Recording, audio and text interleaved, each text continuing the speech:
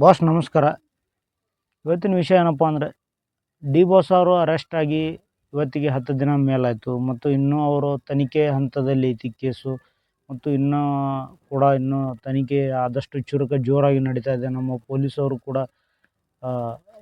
ಮಾಡ್ತಾ ಇದ್ದಾರೆ. ಹಾಗಾಗಿ ಮತ್ತು ಅಭಿಮಾನಿಗಳಲ್ಲಿ ಕೇಳ್ಕೊಳ್ಳೋದೇನೆಂದರೆ, ಎಲ್ಲರೂ ಸಹಕರಿಸಿ ಮತ್ತು ಯಾರಿಗೆ ಬ್ಯಾಡ್ ಕಮೆಂಟ್ ಹಾಕಬೇಡ್ರಿ ಸ್ನೇಹಿತರೆ. ಯಾಕಪ್ಪ ಅಂದರೆ ಅದು ತನಿಖೆ ಹಂತದಲ್ಲಿ ಐತೆ. ಹಾಗಾಗಿ ಅವ್ರಿಗೆ ಇವ್ರಿಗೆ ಬೈಯಕ್ಕೆ ಹೋಗ್ಬೇಡ್ರಿ. ನೀವು ಬೈದಷ್ಟು ಆದಷ್ಟು ಅದು ಇನ್ನೂ ಏನಂತಾರಲ್ಲ, ಉರಿಯೋ ಬೆಂಕಿಗೆ ತುಪ್ಪ ಸುರಿದಂಗೆ ಅದು ಆಗ್ತೈತಿ. ಹಾಗಾಗಿ ಈಗ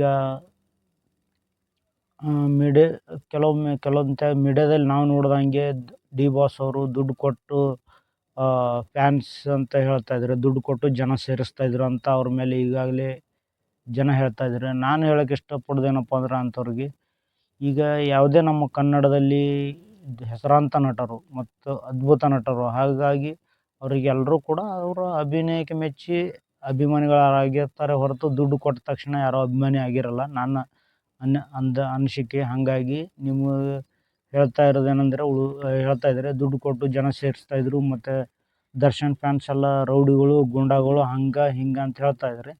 ನಾನು ಹೇಳೋದೇನಪ್ಪ ಅಂದರೆ, ಈಗ ಅವರು ದರ್ಶನ್ ಸರ್ ಅಷ್ಟು ಕಾಂಟ್ರವರ್ಸಿ ಯಾವುದೇ ಸ್ಟಾರ್ ನಟರಿಗೆ ಆಗಿಲ್ಲ.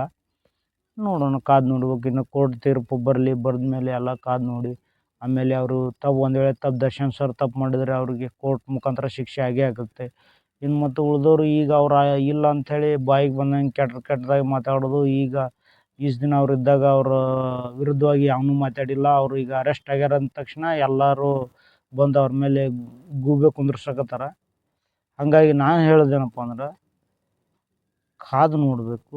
ಮತ್ತು ತಪ್ಪು ಮಾಡಿದ್ರೆ ಯಾರು ತಪ್ಪು ಮಾಡಿದ್ರು ತಪ್ಪೇ ಅದು.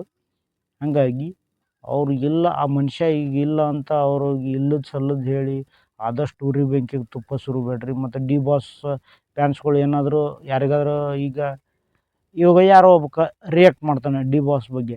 ರಿಯಾಕ್ಟ್ ಮಾಡಿದಾಗ ಅವರು ಡಿ ಬಾಸ್ ಬಗ್ಗೆ ಕೆಟ್ಟದಾಗಿ ಮತ್ತು ಅದು ಸಹಜವಾಗಿ ಅವರು ಅಭಿಮಾನಿಗಳು ಸಿಟ್ಟಿಗೆದ್ದು ಅವರಿಗೆ ಅದು ಬ್ಯಾಡ್ ಕಮೆಂಟ್ಸ್ ಎಲ್ಲ ಹಾಕ್ತಾರೆ. ಹಾಗಾಗಿ ನಾ ಹೇಳೋದು, ಆದಷ್ಟು ಬ್ಯಾಡ್ ಕಮೆಂಟ್ಸ್ ಡಿ ಬಾಸ್ ಫ್ಯಾನ್ಸ್ಗಳು ಹಾಕಬೇಡ್ರಿ. ಯಾಕಂದರೆ ಡಿ ಬಾಸ್ದವ್ರು ಆ ಥರ ಅಲ್ಲ.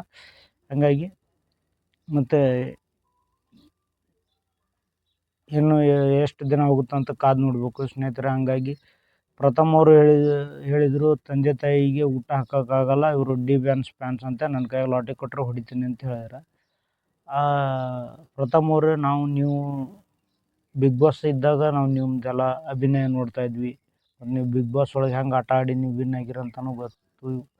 ಒಳ್ಳೆಯ ಆಟಗಾರ ನೀವು. ಆದರೆ ಬ್ಯಾಡ್ ಕಮೆಂಟ್ಸ್ ಮತ್ತು ನಿಮಗಿದು ಬೇಕಿಲ್ಲ, ವಿವಾದಾತ್ಮಕ ಹೇಳಿಕೆ. ಹಾಗಾಗಿ ನಾ ಈ ವಿಡಿಯೋದಾಗ ಏನಾದ್ರು ತಪ್ಪು ಮಾತಾಡಿದ್ರೆ ಕ್ಷಮಿಸಿರಿ ಅಂತ ಹೇಳ್ತಾ ಧನ್ಯವಾದಗಳು. ನಮಸ್ಕಾರ.